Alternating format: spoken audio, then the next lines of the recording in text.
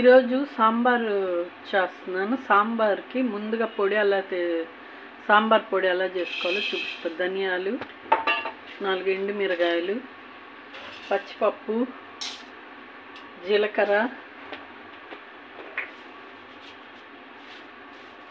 కొంచెం, ఇవన్నీ ఇలా వేయించుకోవాలి. తర్వాత మెంతులు ఎక్కువ వేయకూడదు. మెంతులు 4-5 మెంతులు బాగా వేయించుకొని ఇది మిక్సీ పట్టుకోవాలి. కందిపప్పు పొయ్యి మీద పెట్టానండి. కందిపప్పు ముందుగా ఉడకబెట్టుకోవాలి. కొద్ది నూనె వేయండి, తొందరగా ఉడికింది పప్పు. తర్వాత చింతపండు పులుసు ముందుగా నానబెట్టుకున్నానండి. ఇదంతా తీసేయాలి, బాగా తీసి పెట్టుకోవాలి. సాంబార్కి ఫస్ట్ నూనె వేసుకుంటున్నానండి. కప్పు నూనె వేసుకున్నాను.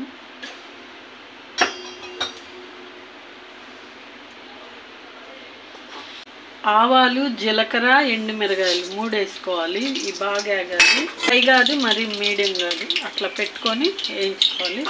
తర్వాత కరివేపాకు వేయాలి. వేగిపోయినాయండి. ఉల్లిపాయలు, పచ్చిమిరపకాయలు, కూరగాయలన్నీ కోసి పెట్టుకున్నా. క్యారెట్, టొమాటో వేసాను. అలాగే దొండకాయ, వంకాయ, బంగాళదుంప అన్నీ ఇందులో వేసేసా. దోసకాయ కూడా వేసేయాలి. వేసి ఇట్లా కింద నుంచి ఇలాగ కలిపి 1 మినిట్ మూత పెట్టండి. సిమ్లో పెట్టండి. ఇలా వేగింటారు.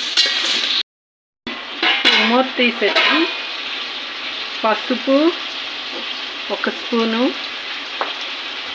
అల్లం వెల్లుల్లి కొబ్బరి పేస్టు, అలాగే కారం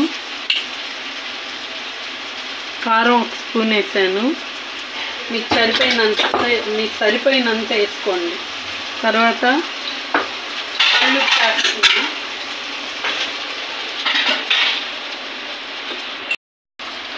కళ్ళుప్పు 1 కప్ వేస్తున్నా.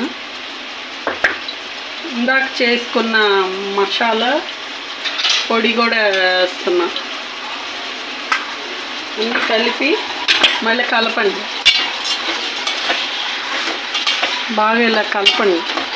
కలిపి చింతపండు పులుసు పోయింది, పిసికి పక్కన పిప్పు తీసేసింది చింతపండు పులుసు పోసుకోండి. చాలా బాగుంటుంది. ఇలా చేసుకోండి.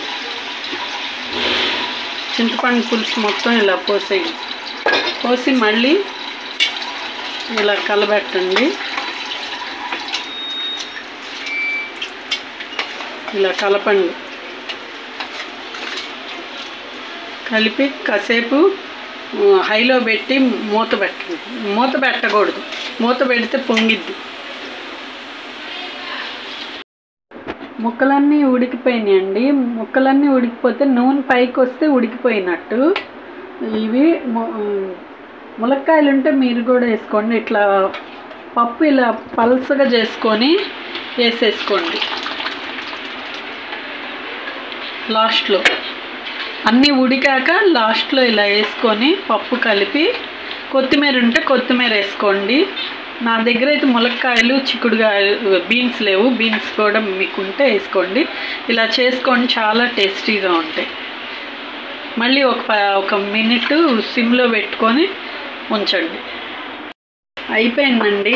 బెల్లము లాస్ట్లో కొంచెం ఇంత బెల్లం వేసుకోండి, బాగుంటుంది, చాలా బాగుంటుంది.